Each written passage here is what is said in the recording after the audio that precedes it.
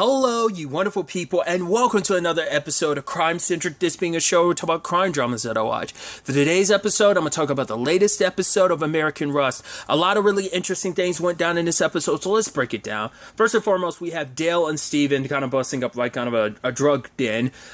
Basically, they let everyone else go, which I love the whole thing of Dale being like, I will arrest you, but I don't even want to deal with all of that, so you can go, leaving my state, don't even want you in my county, don't even want you in my state. You can go this way to get to another state, or you can go this way. I don't care which way you go, scatter. So they do. The last one left is Kurt, interestingly enough. Obviously, their thinking is kind of interesting. You just happen to disappear around the time you happen to move out of your place just when Kurt happens to disappear. So it's like, oh, did you kind of give your friend a warning? He's like, no, I don't even know the guy like that. Like, I never even really met him. Like, we're not tight like that. So that's his justification for it. So he points him in the direction of like an old church or whatever. They didn't find anyone there, but the important thing that happened there is that Steve asked Dale like, what's going on? And it's like, all right. He's like, do you really want to know? He's like, yeah, tell me everything. So Dale's up front with him about a lot of what's going on, obviously about Billy, and obviously he's hoping to get Bobby, because he believes Bobby to be the main like drug supplier in his town. Like, once again, we saw the board of like overdose, and then like Pete's death was the first homicide on the list. So they've been having to deal with the drug epidemic big time. And so for him, it's like, I'm trying to figure out, because at the end of the day, it's like, like Billy might be a screw up, but he's never been mixed up into selling or doing drugs. And they're like, yeah, that's true. Steve's like, yeah, that's true. So what the hell happened at the meal? And so he's like, I'm trying to find, like, obviously it's Hurwitz wants Bobby because she needs to get to Bobby before she can bring Billy to trial, because Bobby is the only witness that they have. So other than that, there's no like clear evidence. His testimony verbally isn't enough. They need him on the stand to obviously verify and just kind of like give his official testimony to what he ended up telling them. So obviously Dale's down to the wire. He's got 10 hours before he has to straight up fully arrest Billy. So he's hoping to find Bobby, because he's trying to justify it by being like, yeah, like he's got to be at the heart of this. He might be the actual dealer. But then even Steve's like, okay, but are you trying to take Bobby down and question him and everything because you believe this is connected to the drug epidemic? Or are you doing it just because this is Grace's son? And even Dale can't even give it an answer, and it's like, yeah, but regardless of anything, he's like, if you don't want to like be a part of this, you don't have to. But Steve's like, what else would I do with my time? I work for you, Chief. I don't want. You're a good guy, Steve. So they begin investigating further and further. They end up letting Carl go, but they leave him there. He's like, how am I supposed to get home? It's cold as a bitch out here, or something like that. So kind of leave him to his devices. Like, poor Carl. So the thing they did make sure to focus on is like, while they were putting their stuff away, like, putting their guns away and taking off their like vests and stuff like that, you notice that the gun that Dale took off of Carl, he puts in there, and you're like, that's significant for a reason. I think ultimately that's going to tie into the end of the episode. Like, that gun's going to come back in that, but we'll ultimately have to wait and see. But I'll kind of cover that a little bit more when we get to it at the end. But other than that, they ended up getting kind of an unexpected lead when they ended up, when like two parents like overdosed at their kid's game, which is like, man, that's wild. But basically, like, they thought like the wife is the only one that's like conscious right now. They're both alive, but like she was the only one ready to talk. And she talked about the fact that her and her husband, yeah, they do coke, but that's about it. Like there was fentanyl mixed in, and it's like, so it seems like whoever it is, I'm assuming, is either cutting this with fentanyl, or it's just for whatever reason. Like, I'd assume it has to be like they're cutting it with fentanyl and they just don't care, because like those people are like, yeah, we've never done this stuff. Buying from Bobby was the first time ever, so it seems like Bobby specifically the supplier of the fentanyl stuff. Like, I'm curious. Well, because like the fact it's, well, because it makes sense too, because like obviously Jackson, which we'll get to soon enough, did say that that's the really, really strong stuff. So like it probably makes the high that much more powerful, but you're most likely to probably heavily overdose on it anyway, good, just because it is that powerful. So, but they have no interest in that. But like obviously they point Dale and Steve in the direction of like where Bobby was staying. By the time they roll up there, though, Bobby's already gone. You know, like he shaved his beard and everything and bounced. They don't know like he literally already left town and everything when he called Frank and them about Billy and everything. So he ends up, they end up like questioning the manager, which I love the whole thing of like closer.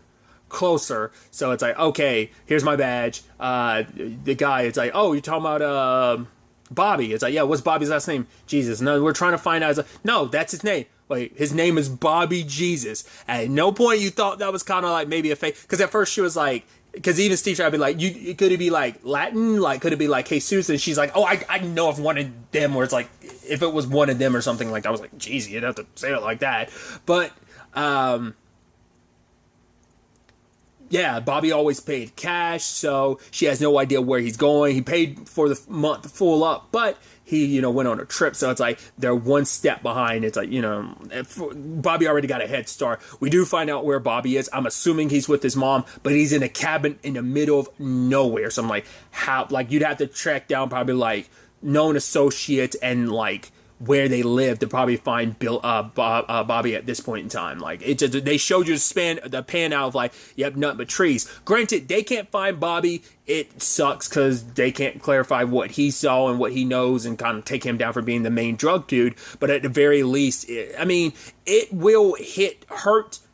His bruised like hands and stuff like that is something Steve had brought up of like, that is kind of like, matches the wounds on Pete, so they could contest to that. But not necessarily, there's no murder weapon at the scene, and but it's still enough to put Billy at the crime scene that he at very least attacked Pete. So you can probably jump to the conclusion of murder, but it's like, they don't have Bobby there to be like, yes, it was Billy. There is enough evidence to suggest he was there, but still, it's not the smoking gun Hurts with one, so we'll see how that plays out. But I don't see anyone getting their hands on Bobby, but maybe circumstances will change in the future. We'll see.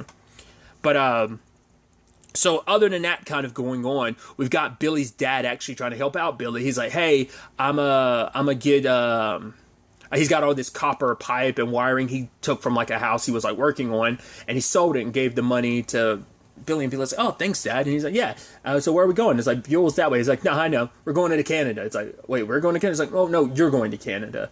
And for Billy, he's like, I appreciate what you're doing. Because he's like, yeah, I might not have been that much of a good dad, but I'm still your dad. And I'm going to take, it's like, whatever you're mixed up in, like whether you did it or not, like the fact of the matter is you don't want to be near anything related to a dead cop. You'll go to jail. And Billy's like, I appreciate it. Let's go back home. And he's like, I'm trying to protect you, son. He's like, yeah, but it's like, I got to, no matter what happens, I got to face like, what I did, I can't be like you and run away from my problems. His dad stops. He's like, what's that supposed to mean? He's like, no, you're like a big guy. Say it to my face. And then he just starts yelling at Bill, get the fuck out of my car. Get the fuck out. Blah, blah, blah. It's like, well, second time you got kicked out of somebody's car, probably within not even 24 hours. So his dad went on a whole tirade, called him a piece of shit, left, drove back around to go back to Buell, and was like, you worthless piece of shit. I was like, yep. And you just see Billy just kind of like, because his dad's just confirming, like, that's a sad thing of like, you could see that Billy was so upset, bothered by it, because it's like, for one, it's like, oh, like, I thought you were actually like, it's like, oh, you have my dad, like, back, Dad. It's like, he has his complicated relationship with his dad. It seems like his dad wasn't really there. That's why, like, him and, like, Virgil and Grace have the contentious relationship they have. But it seems like, at least there are moments where his dad... But it's like his dad shows up in conveniences of, like, oh, yeah, I'm here to... Yeah, you're growing up and everything. Oh, I'll be there for you, son. But it's like, no. And this was one of the moments he stepped up, but he immediately shit all over that situation of, like, you could have been a dad just simply being there. But it's like, your son wanting to... Like, you should be like, okay, at the very least, my son's trying. But it's like, no, the moment your son made a wisecrack about you not really being there, it's like it pissed you off, but it's like, can you blame him? Like, have you really been there? Like, the reason why Grace works so hard and is struggling because you're not, you're off screwing other people, but you're not, and you simply show up and like, oh, you want things to happen between you and Grace, and just like, oh yeah, like not everything's copacetic in your family. So because spoiler alert, I do see that later on. Like I caught a glimpse of the preview. He's there in the courtroom, and I was like, oh, that's going to be awkward after all that shit you were talking to Billy, and now you're going to be there like, oh, I'm here for you, son. It's like, kiss my ass, you know? It's like you can't keep going full 180 on me when it comes to all of this. So, but I think it's just, he's reconfirming stuff like Billy already feels that way about him. Because even later on, Grace is like, you and me have this like very fucked up notion that we don't deserve good things. We do, you know?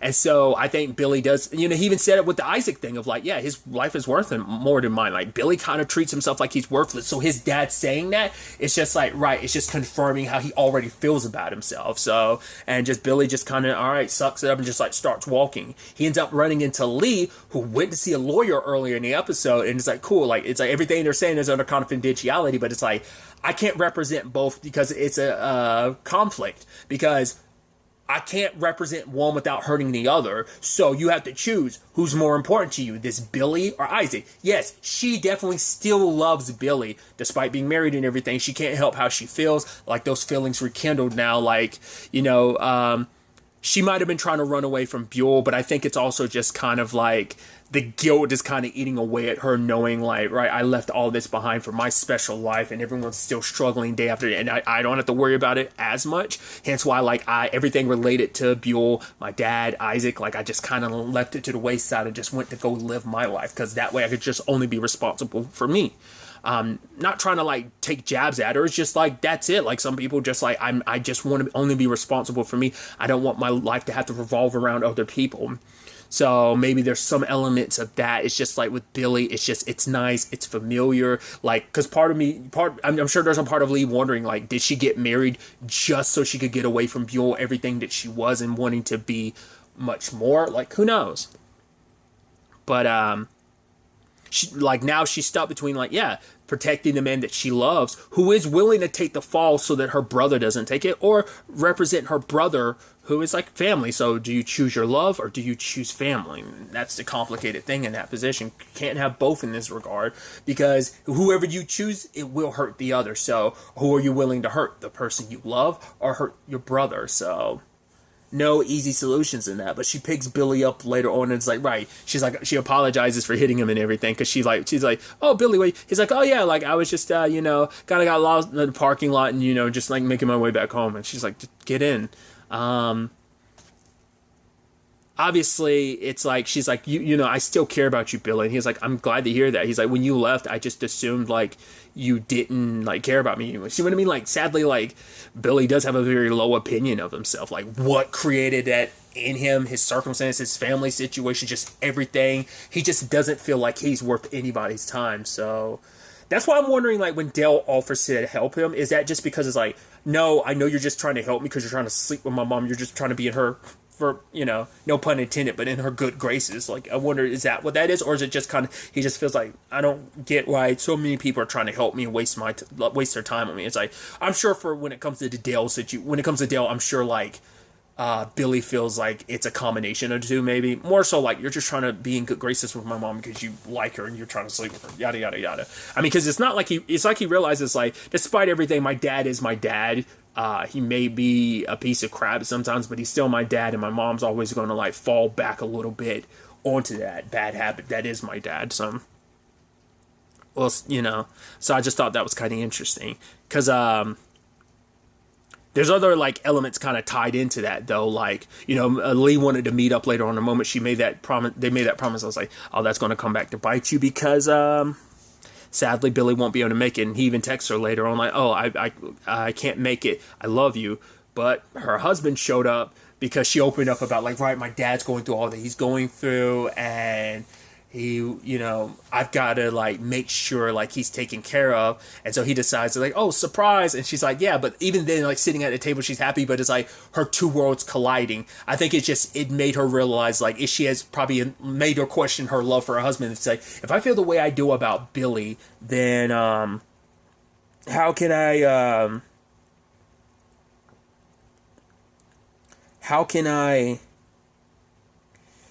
really say that I love my husband? Then, like, you know, it's just kind of like, maybe he was just kind of a stand-in. It's kind of what the feeling I kind of get, you know, like I said, just trying to, he was kind of her escape, but you know, a means to an end. But who knows? You know, maybe that's me like putting a lot like that's not really there. We'll have to wait and see, kind of really know what's on Lee's mom. But you can tell she's very conflicted, and it's just like sitting at a table, kind of put up a smile, just like as her dad and her husband are talking. But it's also just maybe, you know, maybe it isn't just about even Billy at that moment. Maybe it's just about her, just like, I don't want my two worlds colliding. Maybe not. But speaking of Henry, though, Dell did stop by the house looking for Billy, and he did see like, whoa, you got fentanyl. It's like, yeah, who supplied this for you? It's like, oh, Jackson. It's like, wait, because Jackson said like, oh, I haven't filled anything for that for a long time. It's like, yeah, Jackson's like trying to wane me off. It's like, oh, when Jackson wanes me off of stuff, he gets some of the kickback of like the pills. Like he wants me to return some. He's like, yeah. He's like, yeah, you must. I forgot what Henry was saying. Like, essentially, he was saying, like, oh, it must be, you know, good for you that basically he wants to do that too, because there might be, like, issues or something. So it made it seem like he was implying, like, he doesn't do the same thing for Jackson. But, you know, Dell was kind of like, oh, yeah, Jackson's a good guy and everything. So I was like, that's exactly what I've been seeing the entire time. Like, it was super obvious. It has to be, the one Dr. Do who immediately recognized, oh, it's fentanyl. Oh, I don't sell. It's like, you know, but it's like, it's a small town, so, like, everybody knows everybody, so you probably wouldn't think that he'd be responsible for it. Like, I mean, you know, it's probably a lot more profitable of a business, because I'm sure that's extra reason why Bobby got, I mean, because he probably doesn't want to be in a position, for one, he doesn't want to go to jail, but two, he doesn't want to turn on Jackson, because Jackson might not be the end all be all. Like, he might not be the boss of this situation. Like, Pete had to be Pete was buying the drugs from Bobby, or not unless he was selling them to Bobby on Jackson's behalf. Whatever the case may be, like, he's mixed up in this, so we'll see where things kind of go from there, because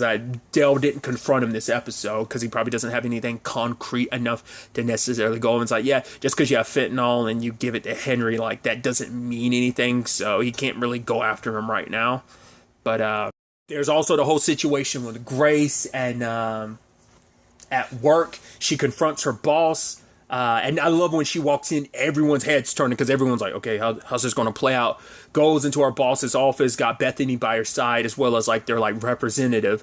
And it's like, cool. So here's like 51% of your employees want to make a union. He's like, what is up with this? Bethany, anytime you needed something, you can come to me. Like, you know, oh, you guys are like, you know, you were sick, or your children, blah, blah, blah, blah. He's like, I took care of it. But it's like, no, like, it's like, what was it essentially he was saying, like, right, if it wasn't for him, like, some of the women, like, oh, don't even have enough money to, like, keep the heat on every month or something like that. And Grace is like, and that's because of you. Like, we don't get paid enough. We don't have the health insurance and stuff like that. Like, companies, every company goes through this. He's like, I'm not like every company. It's just me. And he feels backstabbed. Like, I can't believe you treacherous people would do this to me. You're terrible, terrible, blah, blah, blah. He's like, oh, you're saying that I only have these two choices. You're forgetting the other two choices. I could move this business somewhere else so that y'all get nothing. You're left with no job, and I can continue my business, but just with different people who won't complain as much. Or I could just straight up shut the business down. I'm like, you seem so petty. Like, he went super far on the offensive, because it's like, yeah, this will be a good chunk out of his business, because like that means he's gonna have to pay them more, plus he's gonna have to bill out for like health insurance and stuff like that. So it's like, but it's like, you know, you were doing something shady, like running the business like that, because you were trying to cut corners, because yeah, you are, but it's like, yeah, like, I can't say like, oh, don't run a small business if you don't want to put yourself in that position, but it's like, yeah, like that. But for him, it like, he felt like, oh, I'm being blindsided. I had no idea about all this, yada, yada, yada. So later on, like, what was it, Jillian or something was like, hey, I'm sorry I didn't. And Grace was like, dude, it's fine. I get it. You love me. It's fine. Like, I completely understand, because like her husband or boyfriend or whatever convinced her not to kind of get mixed up in all this. But the moment Grace leaves, she sees her car's taillights busted out, and something sprayed on the side. It's not until she pointed out what it was, I was like, what is it saying? It's like, oh, 51%. Okay, I see it. So she thinks it's Gelsey, her boss, that did it. I'm like, there's no way he actually did it. He doesn't seem like the type to do it. What's most likely the case is some of that 49%, either someone from that 51% wanted to send a message of like, you made me sign this, screw you, and now potentially like you made it seem like this might be a guaranteed thing, like we sacrificed a lot to be a part of like this 51%, and for what? For us to potentially lose our job. It's like, yeah, it sucks, but at least it would have been a paying job. But then it could be someone from the 49% being like, I'm not about to lose my job over your BS. Like, they might be like, boo-hoo, no health insurance or whatever, it's a job. So kind of the similar thing, but just two different sides of the fence. Either like, hey, we thought this was a surefire thing, don't make me lose my job, or I didn't want anything to do with this, don't make me lose my job because of something I didn't even want to get involved in. So obviously when she rolls up at her place, Dale's there waiting for her, so he sits her down and lets her know everything. So when Billy does ultimately show up, it's like, yeah, no, like, I understand. So she's gonna like cut his hair, shave him and everything. She's like, you don't have to talk about it. Dale's gonna do everything he can to get you the best defender. We're gonna get through this, you know, some shape or form, somehow, you know. And Billy's not letting her know too much. Because even then, like, even Dale had told him before, like, do not talk to your mom about it. Like, he opens up about it, but it's still a thing of, like, right, like, can't let his mom know too much about what's going on. So Dale does turn him in later, after, you know, turn him in. And as they were driving there, he's like, you're most likely going to end up here, like, a big population of, like, people, and there's some, like, hardened felons in there. So, like, do not pick a fight. You're kind of short-tempered, but Billy's not listening. Like I said, whether it's just kind of, he just doesn't want to take Dale's advice, or he just wants it all to be over just because he does believe he deserves it. But Dale and Grace are definitely going to be in an interesting place because, well, the last time this happened, well, her and Virgil kind of shacked up, so it's kind of like it puts a definite drag on their relationship. So that's definitely going to be an interesting thing going forward. Like, is there going to be any like making that better? Essentially, like, are they going to be in a good place? Like, while Billy's on trial, no, regardless of anything, it's still going to be hard to accept. Like, yes, Dale is trying to help, but it's also like you're still the one arresting my son, and it's like that's like.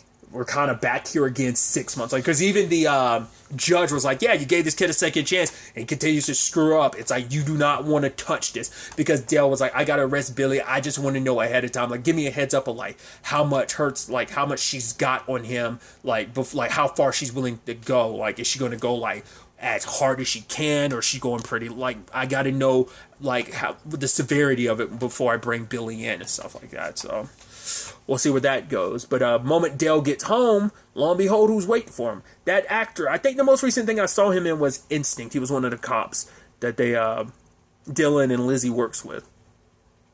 So I was like, oh, here you are as a cop again. I've definitely seen him in stuff before, but that's the most recent thing I can think of he was in. But, yeah, he's here to collect that debt. It's like, yeah, you owe me a favor. It's like, yeah, I haven't contacted you in 10 years. The fact is, you know me not calling. You know me calling. So if I'm calling, it must be pretty urgent. So it's like, right, I'm going to call that debt. Obviously, the story he told Grace, was that episode 3 he told that? Or was that episode 2?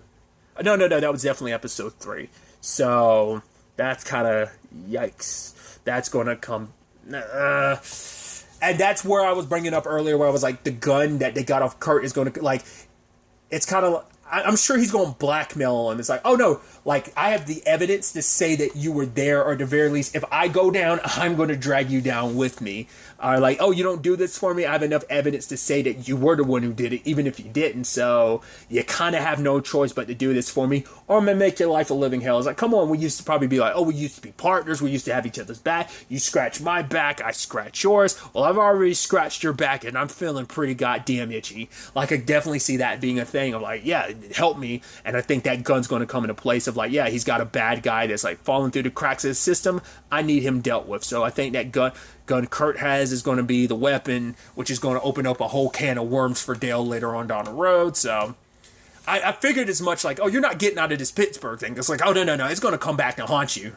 Like, you're definitely not getting away with it. It's interesting to know, it's like, it's been 10 years, and it's like, oh, 10 years. Oh, 10 years never, like, too long of a wait to collect on a debt between, you know, what's a bond between friends? What's a debt between friends type of thing? So we'll see on that front.